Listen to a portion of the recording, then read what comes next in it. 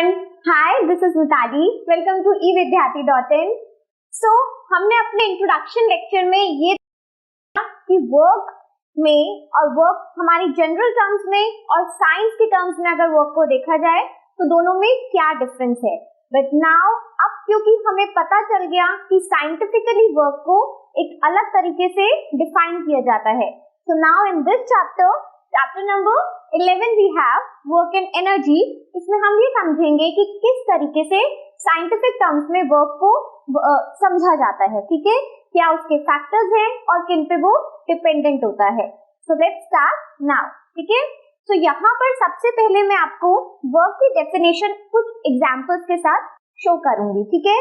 सबसे पहले हम एग्जांपल्स को समझेंगे, that will make it clear for you कि भाई वर्क होता क्या है बेसिकली, चाहे वो साइंटिफिक टर्म्स में भी हो, बट समझ आना तो नॉर्मल हमारा कोई ना कोई कॉमन ऐसी एक्टिविटी ही है जिससे हम ये समझ सकते हैं कि वर्क होना क्या होता है, ठीक है। चलिए, तो यहाँ पर आपको दिख रहा होगा कि कोई भी एक शॉपिंग कार्ट को पुल कर रहे हैं या हम पुश करके उसे, ऐसे बड़े बड़े स्टोर्स होते हैं, आपको पता है। इनफैक्ट आप बड़े स्टोर्स की बात करो या फिर किसी भी मार्केट प्लेस की बात करो तो हम क्या करते हैं, अपने शॉपिंग कार्ट को लेके मूव करते हैं, ठीक है। सिमिलरली चाहे कोई एक छोटा सा बच्चा अपनी टॉय कार को मूव कर रहा है तो बाय अप्लाइंग अ फोर्स, यानी कि एक तरीके से वो पुश कर रहा है और अपने कार को मूव कर रहा है, ठीक है। तो हमें यहाँ पर कहीं ना कहीं पे एक फोर्स दिख रही है, या तो पुल करने की या फिर पुश करने की, और उसकी वजह से हमारे ऑब्जेक्ट में क्या हो रहा है, कोई ना कोई डिस्प्लेसमेंट हो रहा है, यानी कि उसकी पोजीशन में चेंज आ रहा है, ठीक है। तो यहीं से आपको आइडिया लग जाना चाहिए कि मैं किस कॉन्सेप्ट पर भी पहुंचने वाली हूँ।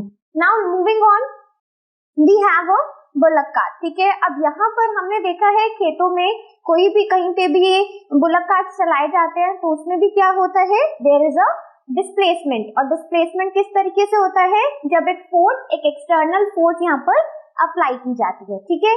तो इस केस में भी आप समझ रहे हो कि दो ही कॉन्सेप्ट बार बार हमारे सामने आ रहे हैं। अब उसके बाद अगर हम यहाँ देखें, again if you are lifting a book, अगर ये गर्ल अपनी बुक को लिफ्ट कर रही है तो बेसिकली बुक्स पे क्या लगाया गया है, फोर्स लगाया गया है, ठीक है। उनको लिफ्ट करने के लिए ऐसा तो है नहीं कि मेरे सामने बुक पड़ी और मैं ऐसे हाथ करूं और वो अपने आप हैरी पॉटर की मूवी की तरह चिपक जाए, है ना। तो ऐसा नहीं होने वाला। तो क्या करना होता है, हमें we have to lift the book, और उसके बाद वो क्या करता है, हमारा डिस्प्लेसमेंट होता है, ठीक है, यानी कि बुक की पोजीशन चेंज हुई है। सपोज एक टेबल पे रखी हुई बुक को उठाया गया है तो सबसे पहले उसका जो इनिशियल पोजीशन था वो टेबल था, आफ्टर दैट अगर मैंने उसे किसी और टेबल पे पुट किया है तो उसका पोजीशन चेंज हो गया है और अपने आप बुक नहीं गई है, मैंने क्योंकि उस डिस्प्लेसमेंट को किया है, यानी कि फोर्स अप्लाई जरूर हुई है, ठीक है। तो यहाँ से आपको क्या आइडिया लगेगा कि from the cases above we can say if a body is displaced by applying a force on it, work is done. तो हम ये कह सकते हैं कि कोई भी बॉडी को अगर डिस्प्लेस किया गया है by applying an external force, yes, हम तभी कह सकते हैं कि किसी भी बॉडी में वर्क हुआ है, ठीक है। तो साइंटिफिकली आपको अब आइडिया लग चुका है कि वर्क होना क्या होता है, सिर्फ टाइम का निकलना नहीं, ठीक है, और किसी भी चीज का वापस उस जगह पे आ जाना वो भी वर्क नहीं कहलाया जाता है। इनफैक्ट अगर किसी भी ऑब्जेक्ट की पोजीशन में डिस्प्लेसमेंट हुआ है, चेंज हुआ है, और कैसे चेंज हुआ है, by applying an external force, तो उस पॉइंट को, उस कॉन्सेप्ट को हम क्या कहेंगे, वर्क इज डन, ठीक है। चलिए आगे बढ़ते हैं।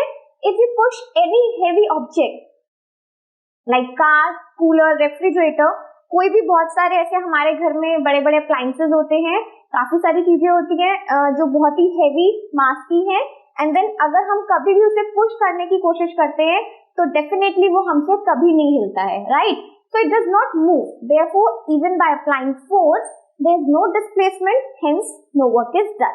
तो यहाँ पर किस कॉन्सेप्ट की बात करी जा रही है कि भाई फोर्स तो हम लगा रहे हैं किसी ऑब्जेक्ट पे। फॉर एग्जाम्पल आप यहाँ से इसे समझ सकेंगे कि ये भाई साहब क्या कर रहे हैं, इतना लोडेड कोई भी बॉक्स है, अब आपको दिख रहा होगा कि वो ओवरलोडेड है इनफैक्ट, है ना। तो क्या हो रहा है, वो जितनी मर्जी फोर्स लगा रहे हैं बट हिलने वाला नहीं है।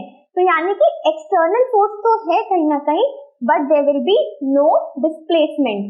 तो क्योंकि डिस्प्लेसमेंट नहीं होना है, दैट मीन्स तब भी मैं ये कह सकती हूँ कि नो वर्क इज डन। ठीक है, सिमिलरली हम आगे भी कुछ कॉन्सेप्ट्स देखते हैं।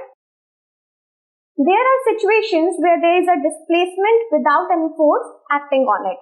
तो अब यहाँ पर कुछ इस टाइप की भी सिचुएशंस हमारे सामने आती हैं जहाँ पर डिस्प्लेसमेंट होता है and without any force applied, यानी कि कोई भी एक्सटर्नल फोर्स को, मतलब कि कोई भी धक्का मुक्की के बावजूद वहां पर डिस्प्लेसमेंट होता है। तो उस केस में हम क्या कर सकते हैं, सबसे पहले तो देखते हैं कि वो केसेस कौन सी हैं। ठीक है, so an object in uniform motion that is moving with a constant velocity, कोई भी ऑब्जेक्ट अगर एक कांस्टेंट वेलोसिटी से मूव कर रहा है, फॉर एग्जांपल यहाँ पर आप देख सकते हो ये कार एक कांस्टेंट वेलोसिटी से मूव कर रही है, यानी कि यूनिफॉर्म मोशन को शो कर रही है। कैसे?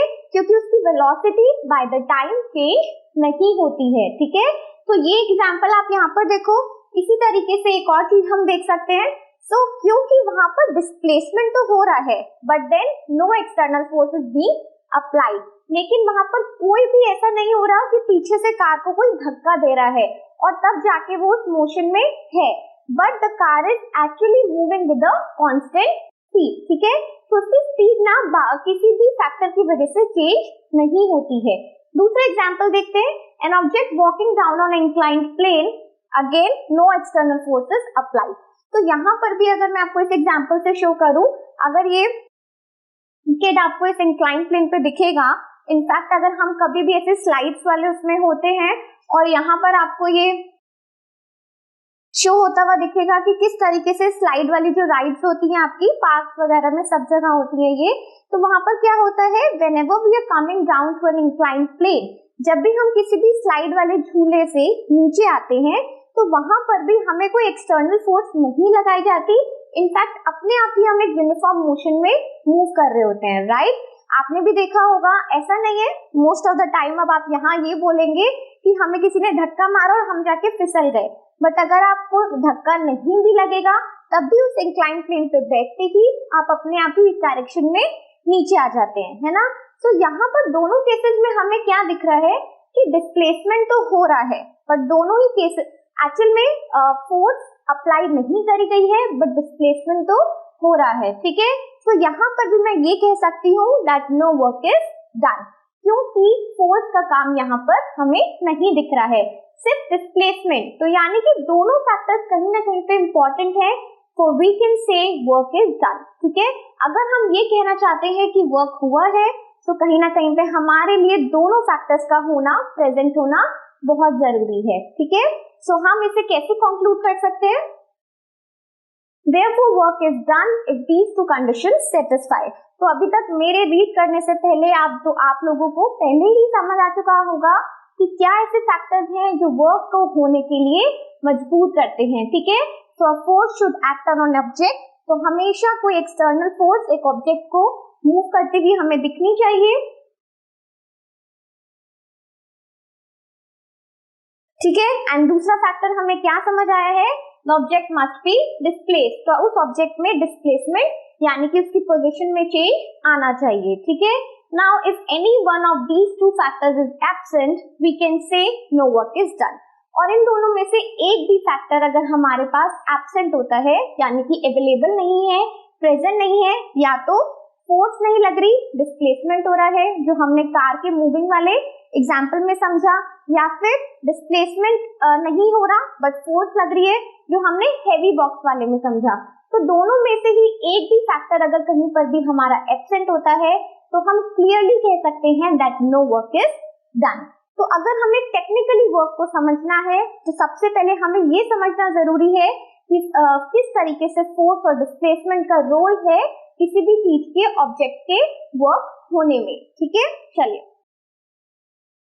तो यहाँ पर अभी तक हमने क्या समझा है, for work to be done we need force and displacement. So अगर हमें कोई भी वर्क कहीं पर भी ऐसा चाहिए कि वर्क हुआ है, वर्क टू बी डन, तो हम क्या कह सकते हैं that we need two factors and what are they, force and displacement. ठीक है, अब फोर्स एंड डिस्प्लेसमेंट अभी तक आपको अच्छे से क्लियर हो गया है कि हमें इन दोनों फैक्टर्स की नीड है, बट अब इन दोनों फैक्टर्स की नीड कैसे है, क्या ये दोनों सेम डायरेक्शन में रहते हैं या फिर ऑपोजिट डायरेक्शन में, तो वहां पर भी जाके थोड़ा सा वर्क के कॉन्सेप्ट में ट्विस्ट आता है, ठीक है।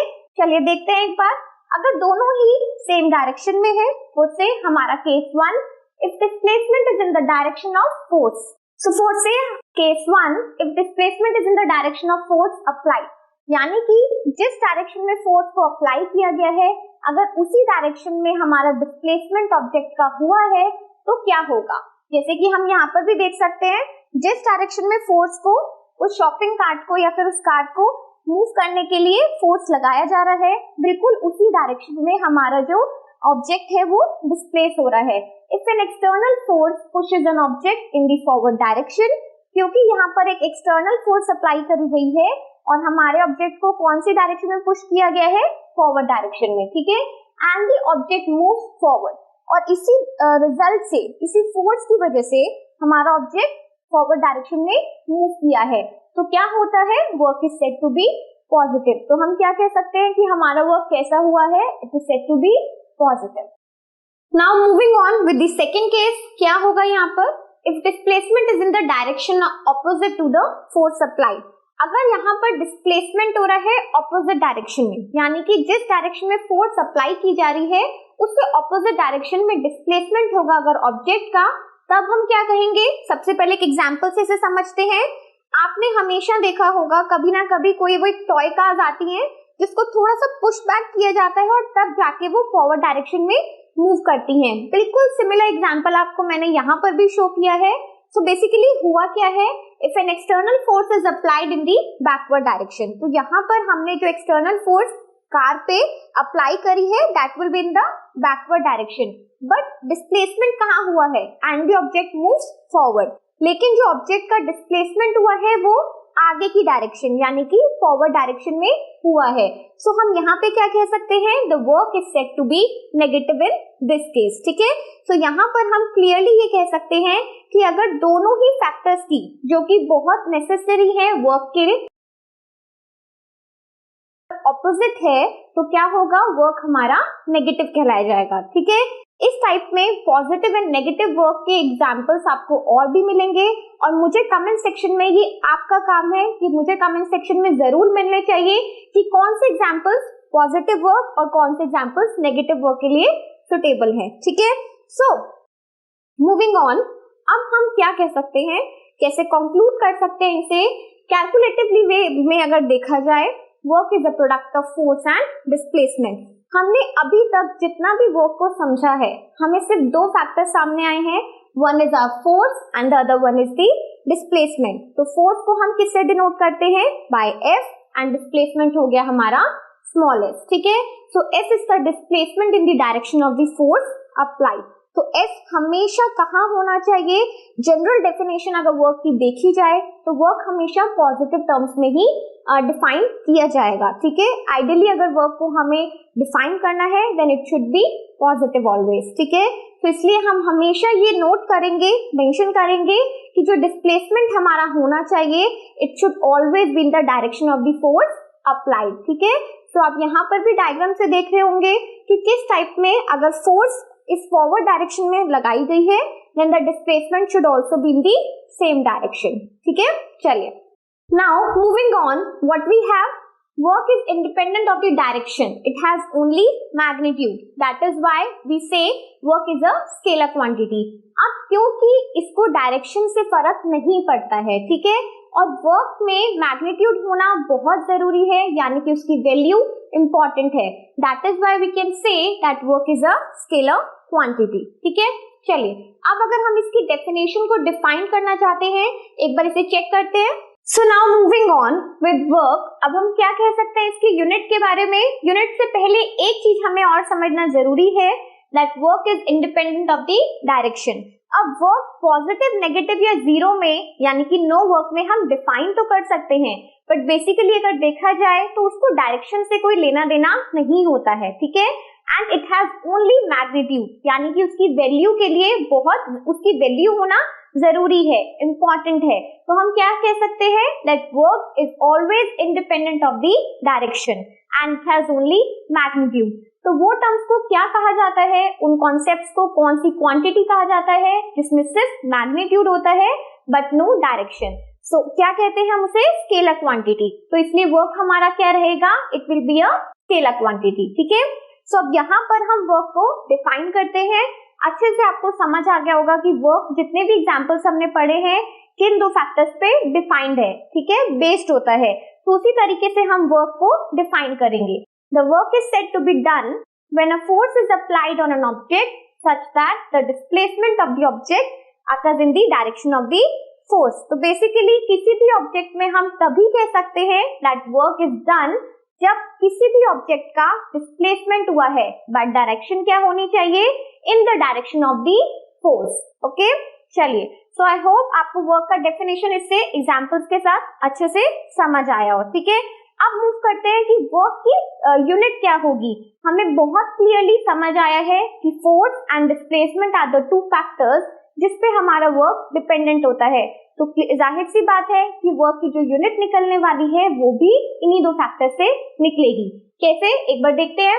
सो if force is equals to 1 newton, अगर हमारे पास फोर्स से हम ले लेते हैं 1 न्यूटन एंड हमारा जो डिस्प्लेसमेंट हुआ है दैट विल बी 1 मीटर। ठीक है, तो यहाँ पर आप डिस्प्लेसमेंट को स्मॉल एस से भी इंडिकेट कर सकते हो, जरूरी नहीं है कैपिटल एस लेना।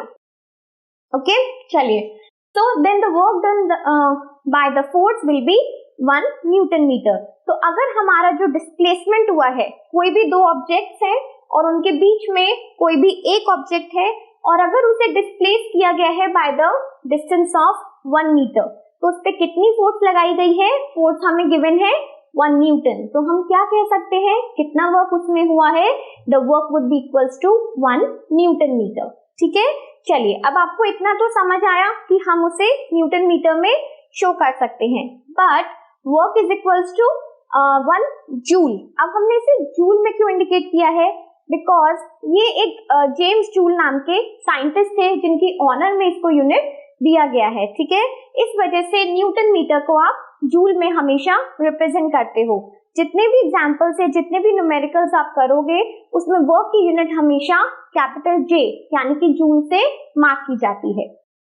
सो thus हम क्या कह सकते हैं? 1 joule is the amount of work done on an object when a force of 1 newton displaces it by 1 metre along the line of action of the force. यानी कि कोई भी ऑब्जेक्ट को अगर हम 1 न्यूटन का फोर्स अप्लाई करके 1 metre के डिस्टेंस पे डिस्प्लेस करते हैं तो हम क्या कह सकते हैं? That 1 joule of work is being done. ठीक है, चलिए,